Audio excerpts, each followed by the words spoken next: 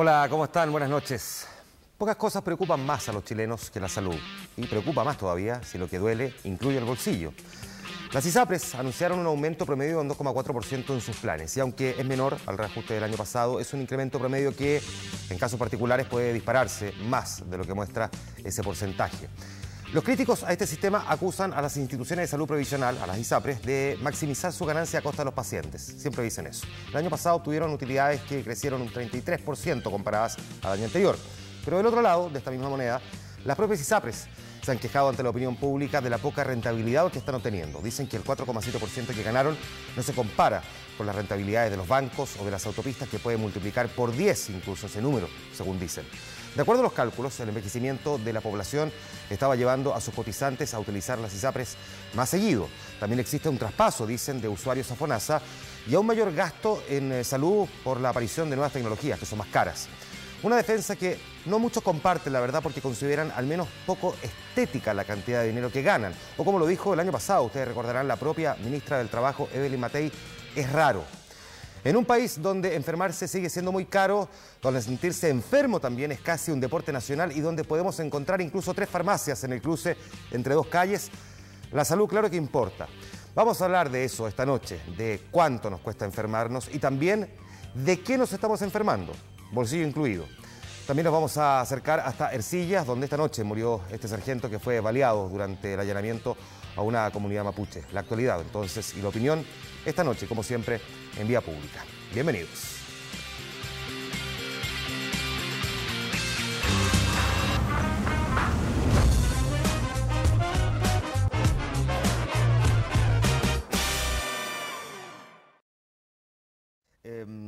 Karin Papaprieto está sentada aquí a mi lado. Bienvenida, gracias por acompañarnos. Nutrióloga del Hospital Clínico de la Universidad de Chile, presidenta de la Asociación de Nutrición Clínica. Con ella vamos a tratar de enfocar ciertas áreas de la salud que nos interesa conversar esta noche, además, por supuesto, del tema principal que yo planteaba al comienzo, que es lo que motiva esta conversación, que luego se va ampliando, que es el IPC de la salud, los planes de ISAPRE, en fin. Está Cecilia Lagos, periodista de Deportes 24, aquí con nosotros también en el estudio. Con ella queremos hablar también, entre otras cosas, de qué tipo de deporte estamos haciendo los chilenos y cuán bien o mal lo estamos haciendo. Bienvenida. Muchas gracias, Juan Manuel. Buenas noches a todos. Y bueno, panelistas de este programa, Giorgio Jackson y Sebastián Iglesias, ambos ya son conocidos de la casa, creo que la gente está viendo que ustedes fotografían fotos y se las pueden dejar y esas cosas. Ay, y Giorgio te dice, no, en serio. Está acostumbrado al foto, Sí. A ti yo te ubico, de El año pasado saliste del mundial. Te vi en la tele el año pasado. Yo también lo he visto en los diarios. Está bien. Ya, a ver, ministro, lo primero es... de hecho, tengo aquí una conversación que nosotros tuvimos hace algún tiempo, yo diría que hace un año y medio más o menos, en la Radio Duna, donde usted dijo exactamente esta frase. Hoy día a la tarde me trabajo a buscarla hasta que la pueda encontrar. No hay agente de salud que pueda decir que el sistema de ISAPRES está bien y que no necesita de cambios. Los cambios que se han venido aplicando desde ese momento, hace un año y medio más o menos que tuvimos esta conversación hasta ahora, ¿son suficientes? Se lo pregunto como marco general para después meternos de lleno en el número chico. Yo diría en general que la situación recordada hace un año y medio en nuestra conversación sigue siendo válida y lo estrictamente necesario es lograr un marco jurídico, un marco legal en el cual el sistema ISAPRE funcione de una forma diferente a la que ha estado haciendo hasta ahora.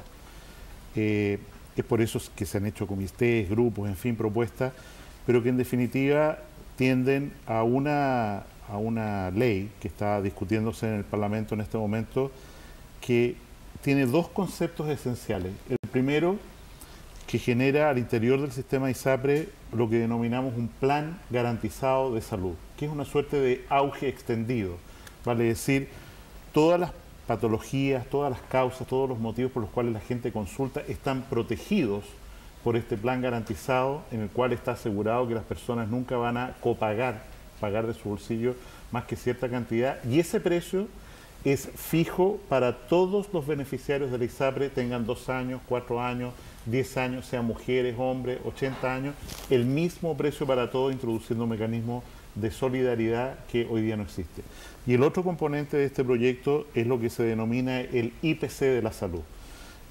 Nosotros, como hablaba con Giorgio antes del programa, tenemos que aceptar como cierto que los costos de salud se incrementan más allá del alza del costo de la vida. Nosotros medimos el costo de la vida por el IPC, la UEF, pero desgraciadamente o afortunadamente, porque se explica por mayores tecnologías, mejores tratamientos, mejores drogas para tratar enfermedades, el costo de la salud es cada año superior al IPC general. Y de ahí este proyecto introduce entonces la creación de una canasta para que el Instituto Nacional de Estadística diga el IPC general es este, el IPC de la salud es este.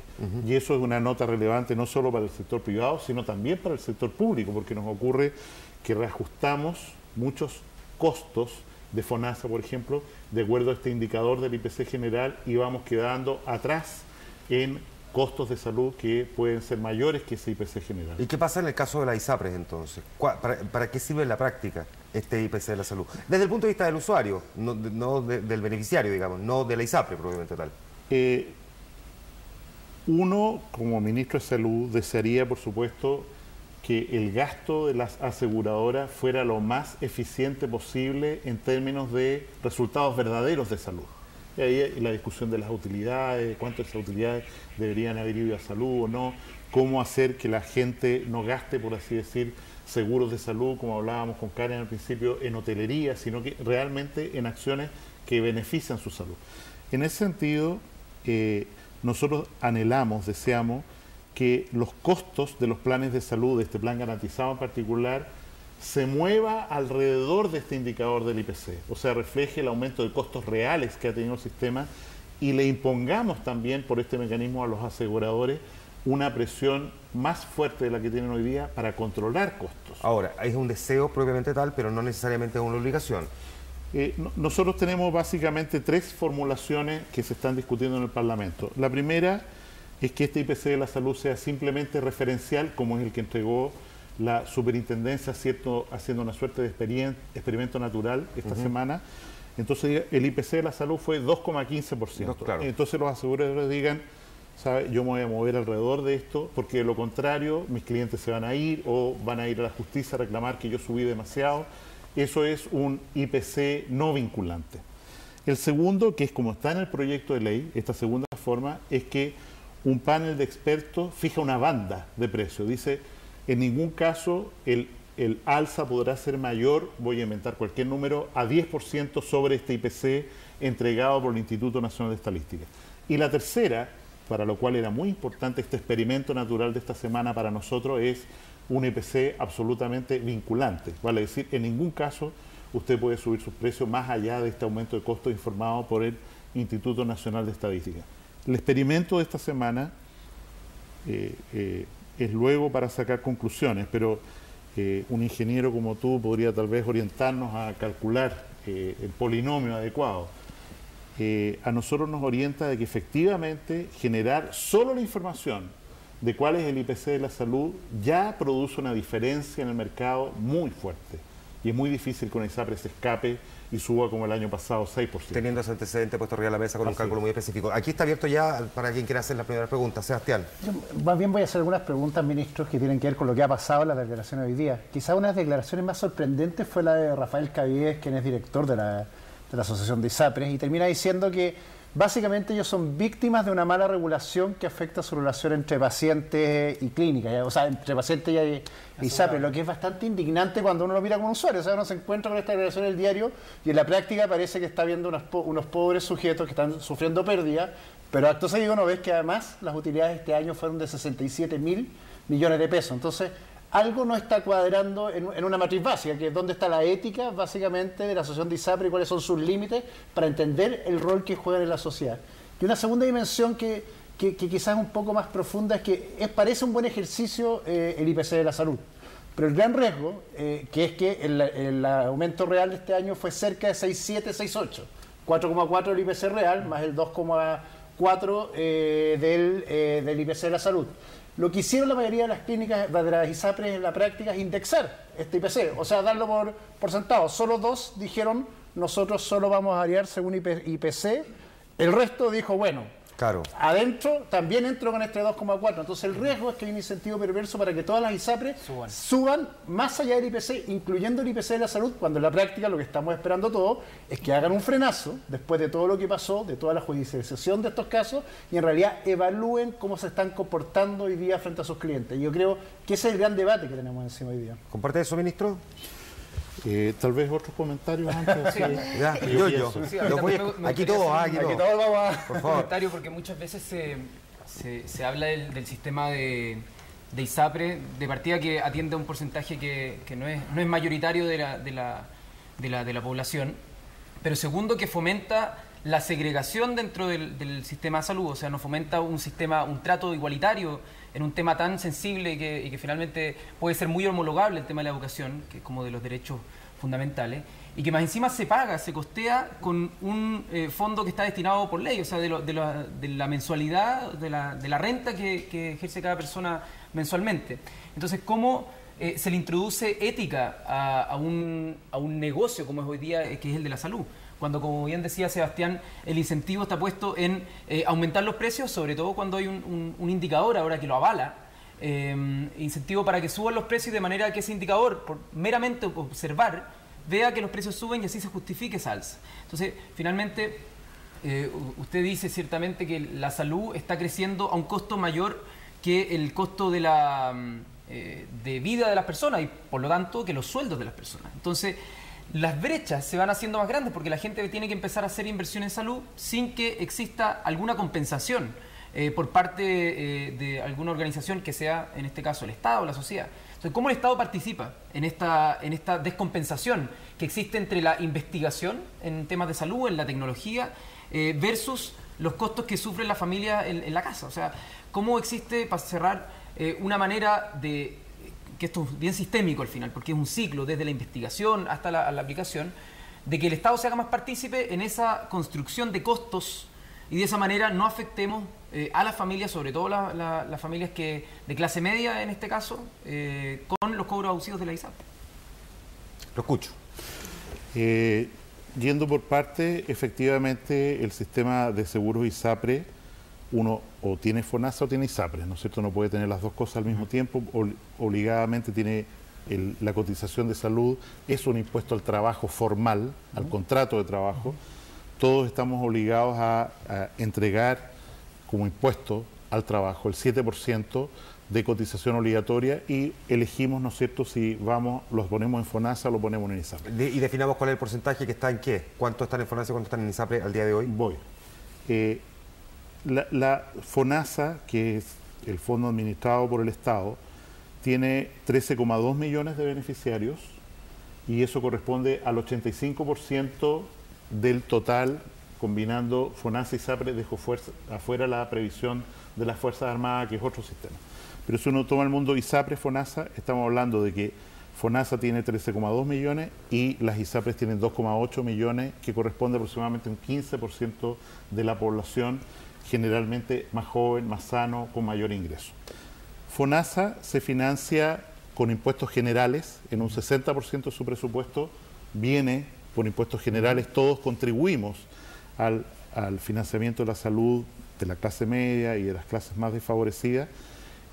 La persona que impone en ISAPRE no tiene ningún subsidio del Estado, o sea, el fondo ISAPRE se consolida solo con el 7% que la gente contribuye, y para ser exacto, en realidad hay una sobrecotización en nuestro país en el sistema ISAPRE, porque lo que la gente compra es un plan de salud.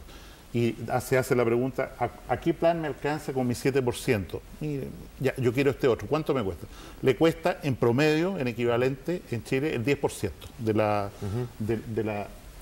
en ese sentido, efectivamente, FONASA es un sistema que funciona solidario, que no discrimina por ninguna naturaleza, y es en ese sentido que se está produciendo el avance para hacer del sistema ISAPRE un sistema que tiene un fondo de compensación que es independiente del riesgo de las personas, no como es hoy día, que si es mujer mucho más, que si es un niño menor de 2 años mucho más, y creo que es un avance. Pregunta, ¿podemos ir a un fondo único nacional en el cual todas las contribuciones fiscales y todas las contribuciones del 7% vayan a un fondo único del cual la gente saque y se asegure en un sistema o en otro como quiera? Eso sería perfectamente viable siempre que fuera viable políticamente un subsidio a la demanda. Vale decir que la persona que dice yo voy a sacar este fondo, me voy a asegurar el ISAPRE para ir a la clínica no sé qué, se llevara dineros del Estado a un prestador público. Eso hoy día es completamente inviable. No sé si alguna vez lo va a hacer, pero evidentemente nosotros hemos cerrado esa posibilidad y lo que estamos haciendo es una reforma del sistema ISAPRE para que actúe con algunos principios. Respecto a la ética, lo que necesitamos es regulación, ley, un marco legal, y en ese sentido, parafraseando un poco lo que decía el señor Rafael Cavide, en algún sentido las ISAPRES tienen que funcionar en un marco regulatorio mucho más estricto y preciso que el que quedó inscrito en la ley del año 2005, que todavía permite, ¿no es cierto?, grados de libertad demasiado amplios. Ministro, pero una apreciación, según lo que yo tengo entendido, unos datos que Mireia me podrá corregir. Pero si hablamos de que el 85% de los chilenos, a grueso modo, está en el sistema FONASA y el 15% está en el sistema de ISAPRE, pero a su vez, y aquí espero que me pueda corregir, casi la mitad de los recursos que se destinan del PIB nacional, o sea, en salud, están destinados a cada uno. O sea que finalmente el 85% de los chilenos están siendo tratados con los mismos recursos que el otro 15% en salud. Entonces, lo invito a soñar acá conmigo. Es hora de soñar. Ministro. Suena bonita esa frase, Giorgio. ¿Por qué no tenemos un sistema, y me ha tocado por experiencia familiar, o sea, mi madre que vivió en Alemania me cuenta que en el mismo hospital, y esto no es un cliché, está en un hospital público, está tanto el hijo de un obrero como el hijo del dueño de esa misma empresa. O la misma señora teniendo su guagua.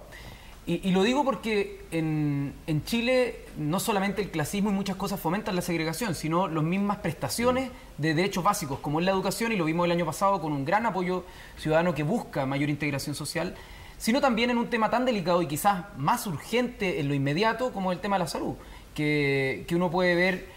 A mí me ha tocado el privilegio de estar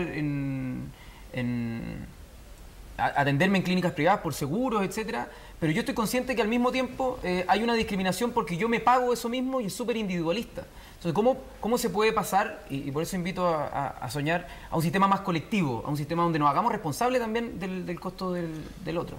Y ahí, ministro, más bien la señal política. Yo creo que las declaraciones de Cavide son lo suficientemente graves y por eso quiero contextualizarla y quiero escuchar su opinión de esto. Porque lo que dan es una señal de un sector, de este 15% que hoy día está atendiendo a un porcentaje de clase media alta de los chilenos, una señal bastante errática, porque lo que están haciendo es jibarizar un negocio. O sea, el incentivo es lo que pasó hoy día en mi oficina, que llegó una niña que trabajaba conmigo, golpeó la puerta y me dijo, estoy indignada con las ISAPRE. Una persona de clase media, me voy a FONASA. Porque efectivamente lo que parece... 21.000 reclamos el 2011. 21.000 reclamos. Lo que parece finalmente es que lo que está haciendo este señor diciendo, mira, este es un problema del Estado, tienen que regular, la ética no pasa por mis definiciones y por lo tanto, hagan bien la pega ustedes, mientras yo pueda, sigo gigarizando mi negocio, maximizo mis utilidades y los que se van, bienvenidos sean. Me gustaría agregar varias cosas más, ya que estamos en esto de tirar aquí arriba de la mesa y soñar y qué sé yo. Uno, lo primero es que voy a poner un matiz a lo que tú planteas, Sebastián, porque tú hablas de los 67.000 millones.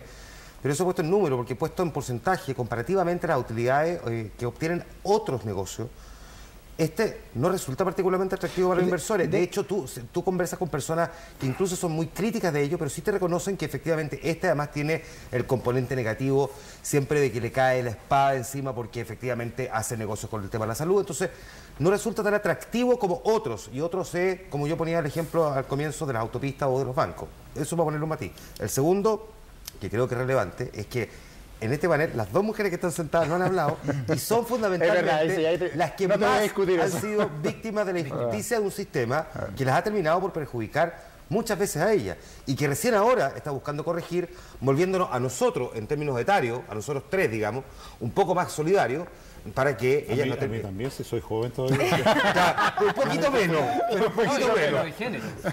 Claro, pero estamos hablando de la gente un poco más joven, un poco más joven, claro, que va a tener que pagar más de lo que estaba pagando antes, en el fondo, para que ellas paguen menos. Entonces, me gustaría partir primero escuchando la experiencia, además, de usted, y en este caso en particular de alguien que además es doctora.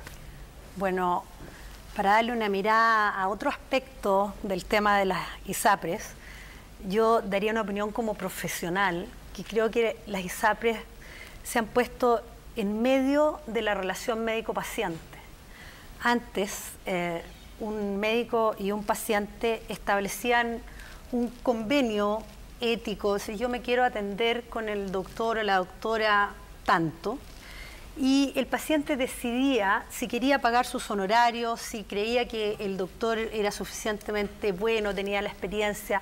En cambio ahora se produce, esto está roto, porque la ISAPRE tiene una lista de profesionales en que ofrece los servicios a costo cero o a costo mínimo. Entonces, la mayor parte de los pacientes ya no elige por la experiencia, por la expertise, elige de una lista quien le cuesta menos. Y eso no es bueno desde el punto de vista ético. Entonces, además del tema costo, en que las mujeres estamos bien discriminadas por la maternidad, por un montón de otros aspectos, está también desde el punto de vista profesional que la ISAPRE se ha puesto entre medio de esta relación médico-paciente que no ha sido buena, porque esto yo creo que en parte ha contribuido a la pérdida de la confianza en general de lo que es el acto médico, que muchas veces somos mal juzgados, como que es un comercio, una venta de servicios y no una atención profesional, que son cosas completamente diferentes. Entonces yo le daría ese matiz también a esto que está sucediendo de la relación, que es un triángulo en realidad y Exacto. no una relación profesional-paciente, que los médicos es una relación profesional un poco diferente porque se encarga de una atención al individuo, no es una prestación de servicios como cualquier otra. Cecilia, ¿algo que agregar a todo esto que ya hemos dicho aquí? Yo los escuchaba a todos atentamente y para mí la raíz o el punto va mucho, mucho más a la raíz, es por qué necesitamos tanto a las ISAPRES, por qué necesitamos tanto un sistema de salud que en el fondo nos apoye y nos auxilie cuando nos enfermamos. Y en este momento estamos pasando, creo yo, por, no sé cómo sería antes, pero creo que nos enfermamos demasiado por todo. Yo les voy a contar que hace, 4 años que yo no tengo sistema de salud. No, simplemente yo me rebelé, me salí de las ISAPRES, ni siquiera estoy en FONASA. Yo me aburrí. Me aburrí de todo. ¿Por qué? Porque me aburrí de enfermarme también. Entonces la gente debería preguntarse por qué se enferma. Yo creo que también hay un tema de desconexión tanto humana entre todos los sistemas, como decía la doctora.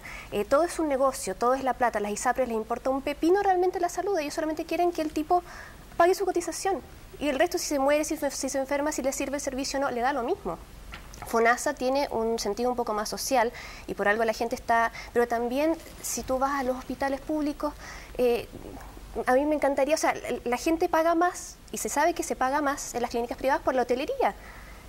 Y los mismos médicos que atienden en las clínicas privadas atienden también en el servicio público, pero uno va a la clínica pública, al hospital público, y está la cama vieja, la sábana rota. Ya, pero por ejemplo, a ti, en estos últimos 4 años, ¿no has necesitado nunca ir al doctor? Muy pocas veces. ¿Y eso entonces lo pagas tal cual, digamos? Sí, pero por resfríos, la verdad es que a lo que voy, la raíz del tema. Pero perdona, ¿no tiene ni un tipo de seguro? Nada. Es muy sana. Es una apuesta a su sanidad. Es una apuesta. Una apuesta a la sanidad, santidad. pero, Creo que soy más adverso. ¿Y tú haces deporte? ¿Sabes por qué? ¿Y tú haces deporte? Salgo con la calle. No, es que no. Bueno, camino. No juega camino fútbol, mucho. quizá. No, camino mucho, pero el tema para mí pasa por lo siguiente, es lo desconectados que estamos de nosotros mismos para no buscar el origen de las enfermedades en nuestros problemas emocionales. Cómo curando nuestros problemas emocionales, las trancas familiares, las relaciones que tenemos, curamos también nuestra salud física. Hay una sobreexageración, quiero entender, corrígeme si me equivoco, al sentirnos enfermos, más enfermos de lo que realmente estamos. Eso por un lado, pero la gente no sabe también que se enferma muchas veces por buscar cariño. Ese es el tema.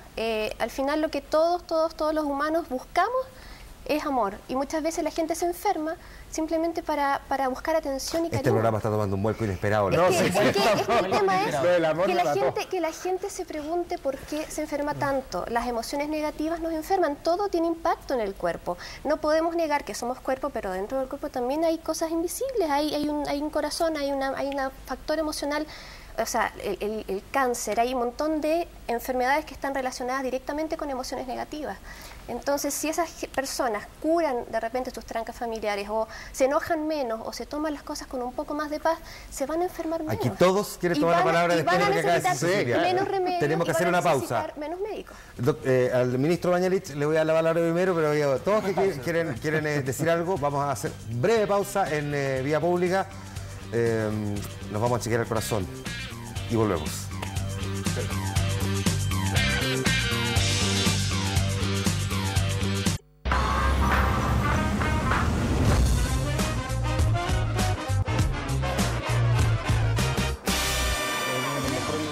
Bien, pues estamos de vuelta en vía pública, seguimos conversando además porque Cecilia dejó planteado un tema bien interesante, pero la primera palabra se la entregamos al ministro de Salud, Jaime Mañalich, porque tiene varios guantes que recoger aquí en esta conversación. Respecto a lo señalado acá, quisiera ir por partes. Primero, nosotros adoptando un modelo alemán, que se citó la influencia alemana, tomamos muy precozmente en el siglo pasado ya un sistema de seguro universal de salud, vale decir, nosotros somos un país realmente señero en el mundo, donde por definición toda persona está asegurada en sus necesidades de salud y este seguro es obligatorio y es cada vez más obligatorio. Esto es paradójico con Estados Unidos, por ejemplo. En Estados Unidos hay 30 millones de personas que no tienen ningún seguro ni acceso a la salud. Y la gran reforma del presidente Obama, que es obligar a todos estos 30 millones a que tengan un seguro, y si no el Estado subsidia, está a punto de caerse en la Corte Suprema de Estados Unidos. Ese problema nosotros lo resolvimos hace 50 años. Y es porque esta situación que es noble, en realidad implica digamos, si uno no estuviera obligado a ahorrar para salud, efectivamente nadie lo haría. ¿Y qué es lo que ocurre? Que necesariamente va a pasar que vamos a tener un accidente, una enfermedad, un imprevisto y vamos a pedir que alguien en condiciones cualesquiera, sin haber ahorrado para salud, cubra los gastos en los que nosotros incurrimos y en ese sentido creo que nuestro país es muy avanzado en esta materia. Respecto a empresas que rinden o no rinden, no quiero decir el número exacto porque es para despeinarse, pero una industria que ha tenido muchísimas más utilidades que las ISAPRES es el conjunto de clínicas privadas del país. Claro. Han ganado muchísimo más dinero que las ISAPRES. O sea, 2 o 3 clínicas del país hacen toda la utilidad del sistema ISAPRE y en ese sentido es algo que hay que tener en cuenta porque efectivamente contribuye a la inflación en salud también y contribuye a que este costo sea trasladado a la prima. Y es por eso que necesitamos una regulación que realmente sea potente. Y esto tiene que ver no solo con los beneficiarios del seguro privado. El 50% de las atenciones de los beneficiarios de FONASA se hacen en el sector privado. Ministro, si lo entendí bien, usted está diciendo que finalmente las clínicas privadas se están aprovechando al no haber una regulación suficientemente fuerte de la apertura que existe porque los fondos son brindados finalmente por las aseguradoras, que son las ISAPRES, que tienen un financiamiento basado en un impuesto obligatorio a las personas. O sea, las clínicas de las cuales usted formó parte mucho tiempo están ocupando, por así decirlo, como un vacío dentro de las regulaciones para poder hacer de su negocio más rentable que incluso el de la ISAPRES. Lo que digo es esto, no hay hoy día, las aseguradoras son un buzón de transferencia. Vale decir, tanto subió el costo. O sea, el negocio realiza las clínicas. Y entonces eso, que el seguro se lo cobre al beneficiario. No existe una presión sobre la aseguradora, que es lo que el Plan Garantizado de Salud hace, para que mire a sus médicos, a sus clínicas y diga, un momentito, ¿por qué usted está usando estos exámenes? ¿Por qué está usando esta tecnología que no está aprobada? ¿Por qué está usando estos medicamentos? Que es una dinámica muy fuerte. Respecto, con mucho respeto con la colega, yo voy a decir una cosa extraordinariamente dura. A ver. Hoy día la medicina es una cosa muy seria para dejársela a los médicos solos. Es muy peligroso. ¿Y por qué?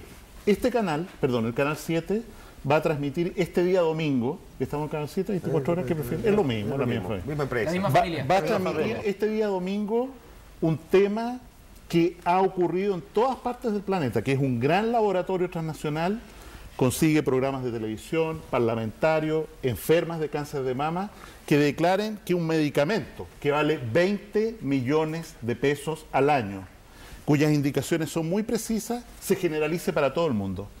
Y los doctores son los primeros que dicen, en esta relación médico-paciente, yo quiero ese medicamento para mi paciente, a pesar que saben que ese medicamento no está indicado para ese paciente. Pero como ese doctor viajó 8 veces a Suiza el año pasado, le pagaron remuneración que no está inscrita en su renta, en realidad esta relación ideal de médico con paciente, en el cual nadie mire ni intervenga, es una cosa que, te lo tengo que decir con toda franqueza, no puede seguir existiendo. No puede seguir existiendo. Yo daría 2 consejos. Primero... Sí, perdón, pero sí, corríjame si me equivoco aquí, ministro, pero recuerdo que entre otras cosas, esto se modificó porque lo que se buscó es de alguna manera estandarizar cierto tipo de protocolos de la relación paciente-médico, ¿no? Así es. ¿Y cómo ha funcionado eso en la práctica? ¿Es posible que, porque aquí tenemos una doctora también, es posible que uno pueda mirar un poco si ese protocolo para estandarizar la relación paciente-médico en la práctica ha funcionado bien? Es que son cosas diferentes, doctor. Una cosa es la relación médico-paciente y otra cosa es que, por ejemplo, las sociedades científicas o incluso alguna parte del colegio médico podría ser, pero sociedades científicas y entidades como esta del colegio médico, si tuviese una parte ética bien desarrollada y todo, podría opinar, ser consejero de estas acciones, como el ejemplo que usted pone. Pero las ISAPRES no tienen nada que ver con proteger que esto no ocurra, a menos de que no paguen el costo de determinados tratamientos, pero eso no es una forma de evitar lo que usted dice. La forma de evitar... Exactamente, la forma de evitarlo es a través, como dije, de instancias, podría ser el Ministerio de Salud también, que tuviera una especie de organismo consultor sobre ciertas terapias más agresivas, más caras. Existe la evidencia científica sobre la cual uno puede trabajar para decir, mire, está validado hacer este tipo de tratamiento o no validado, pero eso es diferente a necesitar que la ISAPRE regule, como lo hace ahora, una relación médico-paciente que no existe, porque en realidad es una relación costo-médico. ¿Quién me cuesta menos es a quien yo puedo acceder? Porque, perdón, ministro, y aquí ayúdame un poco, yo recuerdo muy claramente también la discusión que se generó cuando se debatió el auge. El auge es acceso universal con garantías explícitas, o sea, garantías para todo el mundo, pero para poder garantizar explícitamente cuánto a uno le iba a costar. Lo que se hizo también fue, y que fue un gran cuestionamiento, recuerdo del Colegio Médico en su momento, el buscar protocolos y estandarizar atenciones para determinadas enfermedades, porque para que en el fondo uno pudiera tener un cálculo más o menos de cuánto podía costar la atención por cada enfermedad. Y en ese sentido lo que se dijo es, hay que buscar un protocolo que estandarice la relación paciente-médico. Esto aplicado, como lo está diciendo la doctora, a la ISAPRE, viene a explicar a su vez el por qué se genera una situación que para muchos pacientes es muy ingrata, si es que no injusta. Yo Doctor, termino para no quitar la palabra, perdón, a gente tan notable. En primer lugar, es cierto que cada una de las 69 patologías auge tiene un protocolo clínico. O sea, esto es lo que corresponde usar, lo que no corresponde usar, que está usándose, que lo determina un grupo de expertos en el que participa Colegio Médico, sociedades científicas y otros. Lo que estamos buscando con el Plan Garantizado de Salud es expandir ese mismo modelo a todo. Vale decir que todo, la forma en que corresponde hacer tal cirugía esté protocolizada, estandarizada, de manera tal que para el beneficiario no haya sorpresa. Y en ese sentido destaco, por último, el esfuerzo que está haciendo la Superintendencia de Salud, que es exigirle a partir de abril que 20 cirugías, las más frecuentes, sean informadas por su precio final en todas las clínicas. O sea, no es que tú tienes un listado así de tantas jeringas, tantas estos, tantos los otros, que es lo que se entrega habitualmente, sino que ¿cuánto me cuesta operarme la vesícula en esta clínica? Final, precio final.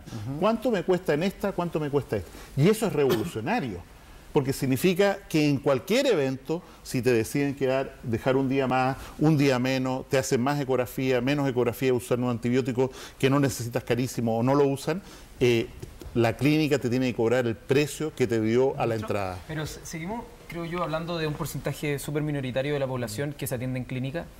¿Qué hay para la gran mayoría del país que vive, en el fondo, tratando de encontrar una explicación de por qué no está la mejor atención en su hospital? O sea, ¿dónde se puede ver reflejado finalmente la agenda? Ahora podemos ver, porque lo estoy viendo, el Ministerio de Gobierno en mejorar los hospitales públicos, no sé, construcciones de hospitales públicos nuevos que no sean los de la reconstrucción. Uno le gustaría como ver, hay un proyecto dando vuelta, creo, de cómo el Estado también se hace parte de la distribución de los medicamentos para que no se sigan viendo los cobros abusivos y en los mismos remedios que se acusó que había colusión, crecieron estos 2 años no sé cuánto porcentaje más. Entonces, ¿dónde se va a ir la presencia del Estado en las políticas públicas que afectan a una mayoría y no al porcentaje tan chico de la ISAPRE y la clínica? En relación a lo que tú mencionabas antes, en este punto no necesitamos soñar. La realidad ya llegó. Vale decir, nosotros somos un país que estamos gastando $1.200 per cápita en salud por año y creciendo vertiginosamente. ¿Eso es para todo el promedio? Promedio por cabeza. Pero digo en el 85%. Wait. Segundo lugar, distinto. Hemos subido la inversión pública, que este año fueron $9.000 millones, a lo que es hoy día, que es el 15% del gasto público se gasta en salud. Durante la década pasada era solo el 9%, subimos durante estos 2 años al 15%. Se están construyendo, diseñando en distintas etapas una renovación completa de la red hospitalaria y de los centros de salud familiar del país. Y en ese sentido yo creo que este gobierno ha hecho todo lo que está en su mano, salvo el presupuesto que le sacó Educación el año pasado, todo lo que está en su mano para a la pasada. Eso fue pero si los recursos están de sobra, los parlamentarios hoy decían que recursos había de sobra para todas las demandas. Yo te lo voy a decir en concreto. El movimiento estudiantil le costó a cada beneficiario del sector público chileno 200 pesos mensuales por cabeza. Pero si eso no tiene que ver con los estudiantes, usted podría decir que entonces que la gente que está hoy día en el sistema por una beca adicional que estuvo el año pasado es responsable del otro. Yo creo que la suma, ellos no. La suma cero. Ellos no. La suma no es cero. No, pero ministro, algo que los falsos huelguistas de hambre quizás eran los culpables. Algo que tiró falso. No, bueno, algo que tiró la pasada que el tema de las clínicas, y quiero saber qué medidas se están tomando en concreto, porque tiró la pasada que uno de los mejores negocios del mercado eran las clínicas que además se beneficiaban de un subsidio público indirecto. O sea, gente con FONASA iba a dejar recursos públicos a clínicas que estaban terminando en utilidades. Y lo segundo, y ahí tú lo dijiste, Juan Manuel, y me quedó también ahí rebotando esta idea de que es un mal negocio. Y quiero explicar por qué no es un mal negocio. Yo no digo que sea un mal negocio. No, pero no es tan buen negocio como otros. Es que comparativamente a otros, o sea, es un hecho objetivo. No, pero o sea, todos los analistas de inversión te dicen que comparativamente a otros negocios, este es mucho menos rentable. Deja explicártelo, porque de salud no sé mucho, pero creo entender un poco más de economía. Básicamente este es un negocio bien rentable, porque hay un impuesto fijo en que uno paga mes a mes, en que los riesgos en general son traspasados a los usuarios, que el riesgo es bajísimo, porque cada vez que hay un problema, tabla de factores, los riesgos los seguimos pagando a los usuarios. Los usuarios que se te pueden arrancar a FONASA cuando quieran. Está bien, pero tienen unos éxodos masivos de mercado. Mira lo que cuesta crear, es que para entenderlo en serio, es un mercado absolutamente regulado con barreras de entrada tan difíciles para nuevos competidores que tu única posibilidad de entrar es FONASA, pero FONASA tiene un techo máximo de cobertura que hace que uno siempre esté en la barrera respecto a si saltáis o no saltáis. Pero como es un mercado regulado, completo, entrarle a competir a los que están adentro es tan difícil que hace que, para decirlo en concreto, solo Andrés Navarro en el último tiempo ha logrado entrar a este mercado. Por lo tanto, cuando tú tienes en un negocio tan controlado utilidades de más del 4%, no estamos hablando, en estricto rigor, de un mal negocio. Lo que estamos diciendo es que, básicamente, sé que tengo cero riesgo, por lo tanto voy a tener utilidades del 4%. Si soy un inversionista, obvio que no es una buena inversión. Pero si soy dueño de ISAPRE, obviamente es una buena inversión. Entre inversionistas, no. Ahora, la doctora aquí tiene un punto, porque también te está diciendo que tienes toda la razón. Obvio. O sea, el punto es que como esto... O sea, porque ¿qué se está haciendo para cambiar este mono del negocio? Que esta idea de Cavies, que esta esta regulación que los victimizaba. Y segundo, el tema de las clínicas, no quiero dejarlo boteando porque, ojo, que hay subsidios cruzados de plata pública que se están yendo a utilidad y quiero entender si nos interesa o no. Ya usted sabe más que nosotros, fue director de una clínica. Bueno, en realidad es un tema que el Estado tiene que mirar desde fuera y no hacerse cargo. Esa respuesta al ministro y después quiero pasar la palabra a ambas, ministro. Sí, las damas primero. Sí, no, porque aquí me voy a meter de lleno, voy a salirme del tema de la ISAPRE y me quiero meter de lleno al tema de la salud en la práctica, de quién nos estamos formando más, qué deporte estamos haciendo y qué deporte además en realidad no sé si nos están ayudando tanto a mejorar nuestra condición de salud. Así que ahí me voy a alejar de lo que le está planteando Sebastián, así que respóndale nomás a Sebastián. Respecto al tema de la utilidad de las clínicas, de la ISAPRE, insisto, yo creo que el paso que estamos dando con el plan garantizado es muy potente y con esta transparencia del precio final, que no es el precio de cuánto me vale el día cama o el derecho a pabellón, sino que el precio de la solución a mi problema en una fórmula 20 cosas hacen el 80% de las hospitalizaciones más frecuentes con diagnóstico conocido, precio conocido. Creo que eso es un tremendo avance que no necesita una nueva ley para implementarse y lo estamos implementando, como digo, para todos los prestadores privados que están trabajando en esto. Respecto a la espiral de costos, yo creo que efectivamente nosotros todavía, si nos comparamos con otros países de la OECD, a pesar de que estamos moviéndonos de la izquierda del gráfico hacia la derecha, efectivamente nos estamos alejando de los lugares peores, pero todavía nos queda mucho espacio para crecer en gasto en salud y hay que hacerlo muy responsablemente. Y nuestra visión, introduciendo a las damas acá, es que ojalá la mayor parte del costo marginal se dedique a prevención. Yo les dejo plantear al tiro la pregunta a ambas, pero en particular a usted, doctora, ¿de qué nos estamos enfermando más hoy día y cómo nos estamos alimentando también? Porque ese es otro de los temas. De hecho, el CIMSE del ejercicio físico nos dejó muy mal parados, muy mal parados.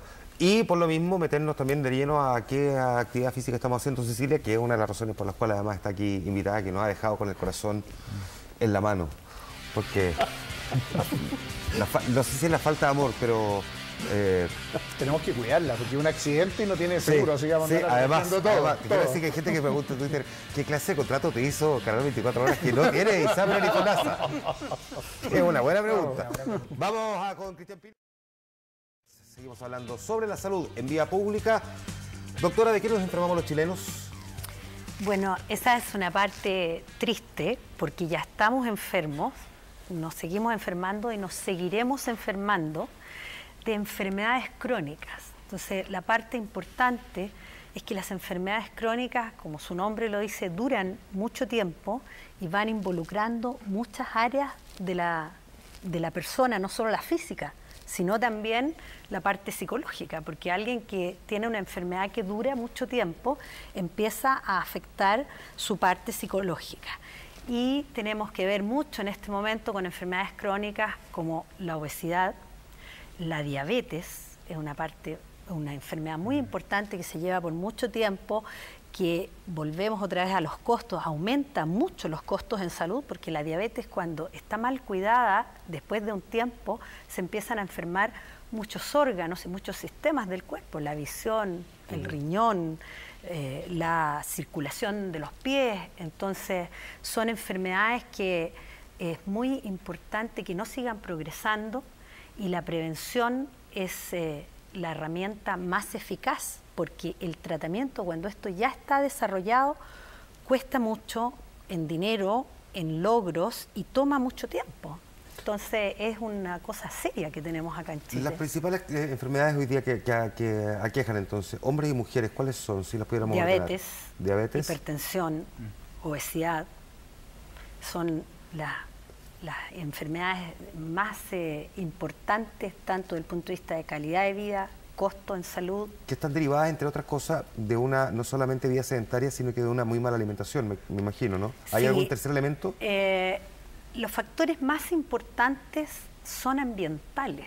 Si bien es cierto, la parte de la herencia y todo eso es una parte importante, pero hay una mezcla que, por más herencia que tú tengas, sigue siendo el 30% del peso de que aparezca esta enfermedad, y el 70% tú lo podrías, es ambiental. Entonces tú puedes tener mucha herencia de diabetes, tu mamá, tu papá, tu hermano, pero si tú le das hierro a esa herencia con una vida saludable, aumentas el ejercicio físico, llevas una dieta apropiada, lo más probable es que ni siquiera la tengas, o si la desarrollas, las desarrollas de una forma muy leve.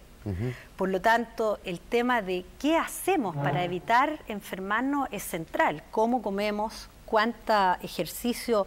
Y una cosa importante del ejercicio, actualmente uno dice ejercicio, le dice al paciente si no tengo tiempo de ir al gimnasio, no puedo ir al gimnasio. Se ha perdido el concepto de actividad física en la vida cotidiana, el incorporar, mover el cuerpo en nuestra actividad cotidiana. Cecilia, y por lo que se mira, esto tiene que ver con que nos da lata, con que efectivamente no tenemos tiempo, con que el ritmo de vida nos hace imposible poder practicar algo de deporte durante la semana porque no sabemos, porque no tenemos la cultura, porque somos flojos. Mirado así primero, y después los que hacen deporte, ¿qué tipo de deporte están haciendo? A ver, yo creo que lo primero es lo que decía la doctora, la falta de tiempo y el ritmo de vida que llevamos. Llegamos tan cansados, porque la mayoría de las personas que trabajamos, si tenemos hijos, las mujeres en particular, tenemos que llegar a encargarnos de las cosas de los hijos, a cocinar para mañana, qué sé yo, terminamos muertas. ¿En qué momento vamos a querer ponernos a trotar o estar en bicicleta o ir a la piscina, hacer natación, que es algo de menor impacto y quizás más completo? No hay tiempo y el cansancio físico es tal de las tareas del día a día, tanto en la casa como en el trabajo mismo, que realmente no dan ganas. Luego, los que pueden tener tiempo y plata para ir al gimnasio o simplemente se compran unas zapatillas y creen que saliendo a trotar una vez a la semana van a bajar de peso, que esa también es yo diría que es una tendencia. La gente más que nada quiere hacer deporte para bajar de peso y de repente lo hacen estacionariamente con miras al verano o si no porque alguien les dijo que está gordo porque no les entra una ropa, pero no por un tema de salud o de autocuidado. Entonces, ¿qué es lo más fácil, lo más barato y lo más a mano? La zapatilla vieja y salir a correr, y creen que con el cintillo en la cabeza son deportistas y se juran, no sé, que realmente no, si yo hago deporte, salgo a trotar. Entonces uno siempre ve en las calles, en las cuadras, gente de este tipo haciendo trote a las 6 de la mañana, a las 8 o si no a la tarde. El problema es, viendo ahora qué es lo que hace más el chileno. Si va al gimnasio típico, todo el mundo spinning. Spinning antes era la gimnasia aeróbica, ahora todo en la bicicleta, y mientras más sudes y más ejercicio cardiovascular hagas, más fuerte estás y qué sé yo. Pero los que no, trotan. Y bueno, por eso están tan de moda todas las corridas, las maratones y todo eso. Y el problema está en que, por ejemplo, no sé, yo he escuchado a profesores de educación física, trotar en la ciudad es una de las peores cosas que se pueden hacer. Exactamente, porque es cemento y ocupan cualquier tipo de zapatilla, las rodillas se hacen bolsa, la vibración hacia todo el esqueleto y todo, o sea, además no se van a chequear antes, si tienen la columna chueca, si tienen un problema en la cadera, esas cosas después se van agudizando al poco tiempo de hacer este famoso trote y terminan operándose. Además del spinning, del running, ¿qué otro deporte está como de moda ahora y que la gente le ha dado por hacer? De los, digamos, para ser bien honesto, grupos de elite, porque en general en Chile, salvo la pichanga el fin de semana y ahora trotar un poco, casi no se hace nada de deporte, pero los que se vuelven así como de moda de repente. Yo veo que hay mucha afición en grupos de élite por el deporte extremo, por estas ejercitaciones militares o por ir a subir montañas, o es como que... O los de alta exigencia como speedwork y esas Claro, por eso mientras más en riesgo te pongas o mientras más exigencia le pongas al cuerpo, más capo eres, pensando en la recompensa de un músculo o del abdomen plano que se promociona en todos lados, o si no de la baja de peso, insisto, claro. Siempre la gran motivación y la gran obsesión de este país en general, bueno, en todo el mundo, es el tema de la imagen y la baja de peso, porque todos quieren ser talla 36 no puedo dejar de preguntarle a usted, ministro, que usted efectivamente tuvo una notoria baja de peso, y lo hizo, ¿de qué manera entonces? Incorporando actividad física a la vida diaria, escalera. Nunca usaba el ascensor del ministerio, por ejemplo, ni para el 8º piso. ¿Pero su oficina está en dónde? Está en el segundo, me parecería en el tercero. Camino mucho a La Moneda y de vuelta. El Ministerio de Salud queda bastante lejos. Sí, queda lejos. Voy a que me reten allá unas 3 veces al día, vuelvo y eso me mantiene... Hay que correr más rápido, güey. O sea, hizo menos deporte la semana pasada que el presidente está de viaje. Pero, por ejemplo, esas cosas pequeñas que son de bajo impacto, claro, el no usar el ascensor. Por ejemplo, yo también lo hago, vivo en un 6º piso, pero yo subo siempre, a menos que esté muy cargada de bolsas, subo todos los días en escalera y a veces en la mañana, cuando iba a dejar a mi hija al colegio, subí hasta el piso 14 y sin ascensor. Entonces, ahora, eso fue solamente lo que son usted... cosas pequeñas, pero sirven. Perdona, dame un segundo, Giorgio, pero eso fue lo único que usted hizo... Sí, y como menos. Ya, Y comer pero menos. ¿qué tanto menos? 3/4 de lo que comía antes, si lo mío en calorías diarias. ¿Tres cuartos dejó de comer o, No. o come 3/4 de lo que... 3/4, Ah, bajé un cuarto, un 25%. pero hizo, usted O sea, no nada dice que dulce, hizo no. una dieta específica No, eso no sirve. en alguna parte, el Qué lunes. bueno que lo diga, ministro. No, la dieta qué Duncan bueno. es budín. Pero, ¿cómo ¿No no? la hizo? No la hice. No la hizo. Pero, por ejemplo, que tenemos a la doctora acá, le podemos preguntar. Yo pienso, aquí en Chile somos uno de los países que más kilos de pan consume per cápita en el mundo. Bueno, tiene que ver Es un los tema de sectores adicción. también. ¿Cómo se puede transformar eso? Porque la comida es una adicción. Es muchas veces también ¿cómo decirlo? La compensación para la ansiedad, la compensación para algún problema emocional, y vamos comiendo y así vamos siendo obesos, vamos con la Doctora, diabetes y son problemas antes de la doctora, Giorgio, porque además, yo quería hacer un- tú fuiste voleibolista, ¿no? Sí. Voleibolista. Fui. Y ya lamentablemente. no hace deporte. Me gustaría volver al... ¿Y tú estás- Hago deporte cotidianamente. ¿Pero cómo qué? Fútbol, bicicleta, caminar mucho, pero en general lo he dejado... Antes eran 5 o 6 horas al día, en una época. 5 o 6 horas diarias. Sí. ¿Y no sentiste el impacto del dejar de hacer deporte de esa manera? Al principio uno baja de peso. Cuando está en el deporte como más de alto rendimiento, uno baja de peso porque se transforma la masa muscular en grasa. Que pesa menos, claro. Que pesa menos. Entonces uno baja de peso y después, bueno, recupera con pura grasa. Pero ¿Y ahora tú estás en tu peso? no sé, yo creo que un par de kilos de arriba, pero me falta mucho ejercicio físico. Pero el detalle que quería hacer y les quería preguntar, porque quizás ustedes tienen datos, a mí lo que me pasa cuando voy en el metro, en la micro o en la calle simplemente, es que como en el gran porcentaje de la población, sobre todo los sectores más obreros, el hombre generalmente mantiene una estructura física mucho más mantenida por el esfuerzo que le significa el trabajo, mientras la mujer, que muchas veces el trabajo que ejerce en las labores de empleada en algún hogar o también labores de jefa de hogar, lo que pasa es que de repente son más sedentarias. Entonces también ¿existe algún sesgo o no en lo que es la obesidad en cuanto a hombres y mujeres? Esa era mi primera pregunta. Y segundo, creo que el deporte como política pública es como se dice win-win, o sea, todos ganan. Todos ganan, claro. Ganan todos y uno de los temas fundamentales, creo yo, en la planificación urbana tiene que ver con el transporte, con las bicicletas, con hacer que la ciudad sea más amigable. Me tocó estar en Holanda y es impresionante, o sea, no hay casi autos. Es un tema que de hecho esta semana vamos a tocar uno de los temas importantes del programa. Uno llega a la estación y hay un estacionamiento deben ser 3.000, no estoy exagerando, 3.000 o 4.000 bicicletas estacionadas. Es una cultura distinta y al final la gente ya lo tiene internalizado. De hecho, es un tema que vamos a tocar esta semana en el programa porque nos parece importante saber por qué fuiste a Holanda. No, el tema de qué sistema de transporte usamos nosotros y cuánto efectivamente funciona? Hay de cambio de mentalidad, doctora. Efectivamente, las mujeres en Chile tienen mayor porcentaje de obesidad que los hombres y también tienen un porcentaje de sedentarismo que es muy alto tanto para hombres como para mujeres.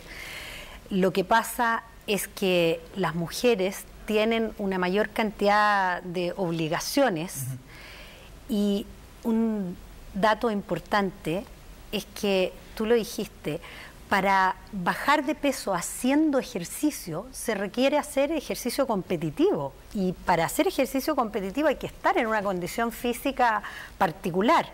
Por lo tanto, el poner la mirada en hacer ejercicio para quemar calorías, yo creo que no es correcto a nivel de la población general. El poner la mirada en hacer ejercicio como parte de una vida saludable. Como lo plantea Cecilia. Exactamente, pero aquí la mirada está puesta en limitar o aprender a comer apropiadamente e incorporar el ejercicio físico, la bicicleta, desde la niñez. Porque es poco probable que una persona cuando ya ha desarrollado sobrepeso, obesidad y es mayor, tiene 40 años, pueda pescar la bicicleta para ir al trabajo todos los días. Eso en la práctica es poco probable porque se puede lesionar, ya no ha adquirido el gusto, la comodidad. Entonces, promover esto en las edades juveniles es muy importante. Y poner la mirada, si bien es cierto la actividad física súper deseable, poner la mirada en este momento, sobre todo en la forma de alimentarse. Los chilenos nos alimentamos muy mal. Dame un segundo, ministro, que lo tengo ahí pendiente. Respecto a lo que se menciona, es cierto que la mitad más hermosa del mundo tiende con más facilidad a la obesidad que el hombre. Hay que destacar, sin embargo, en Chile por lo menos, que un condicionante de esa obesidad de la mujer está en la dificultad para bajar de peso después de un embarazo. Eso hay que tenerlo muy en mente. Es un muy buen punto ese. Si nosotros nos focalizáramos en ese tiempo, y de hecho el postnatal extendido ahora 6 meses, da la oportunidad de pasar de una tasa de lactancia materna exclusiva de 10% a los 6 meses a lo que estimamos ideal, 40, 50%, eso puede significar un tremendo gasto de calorías para que la mujer vuelva a su peso de antes del embarazo, porque es muy difícil. Pero yo quisiera volver al corazón. Se han nombrado algunas enfermedades que nos aquejan en nuestra maquinaria fisiológica en el cuerpo, diabetes, hipertensión, obesidad. A mí, dentro de las enfermedades crónicas que nos afectan como país, hay una que nos preocupa enormemente, que es la depresión del alma, que afecta aproximadamente al 10% de la población adulta y que está afectando gravemente a la población juvenil y adolescente. De hecho, nosotros estamos teniendo en este momento el aumento de la tasa de suicidio joven, más en hombres sobre todo, más alta del planeta. ¿En qué? Hasta los 18 años. Hasta los 18. Hasta los 18 años. ¿Desde qué edad más o menos empieza a generar este? 13, 14 años. En esa edad... Por razón, perdón, ministro, ¿de qué? ¿Hay alguna mirada que permita establecer el por qué está pasando que los jóvenes entre los 13 y los 18 pueden llegar a esa decisión? Tenemos hipótesis de trabajo. Una hipótesis que es muy importante y que tiene que ver con la ley antidiscriminación que se está discutiendo en el Parlamento, tiene que ver con el rechazo social, con la discriminación, por cualquier motivo, por identidad sexual entre ellas. Y en ese sentido, todavía nosotros tenemos una sociedad que discrimina de tal manera que efectivamente mucha gente joven no tiene posibilidad de incorporarse. Se llega y dice, ya sea por el bullying en el colegio o por problemas, como digo, en el sentido de una identidad sexual no aceptada socialmente, por X motivo, en resumen, tenemos un problema de salud pública gravísimo. Y es que estamos perdiendo cada año más adolescentes producto de que toman la decisión de decir, hasta aquí nomás llego, me suicido. Esto es muy preocupante, y perdón que lo mencione, porque no podemos dejar de ver que representa una dificultad, que es el síntoma probablemente más grave de manifestación de nosotros como sociedad enferma. Pero ahí, tirando un poco una mirada positiva a lo que está pasando, yo creo que este domingo Santiago dio una muestra gigantesca con la Maratón de Santiago, más de 50.000 personas en la calle haciendo deportes, o lo que pasa con Lollapalooza, que son 100.000 personas en la calle, o la recuperación de los espacios urbanos, también en los sectores socioeconómicos bajos. La cultura de la pichanga, que parece como que fuera de fin de semana, se ha transformado en clubes de barrio por todos lados, que si uno se da una vuelta por Peñalolén, que es la comuna que más conozco, la Plaza Saludable, lo que está haciendo un buen esfuerzo el gobierno ahí, y vale la pena reconocerlo, con programas como el Vive Sano, con toda la formación preventiva de salud.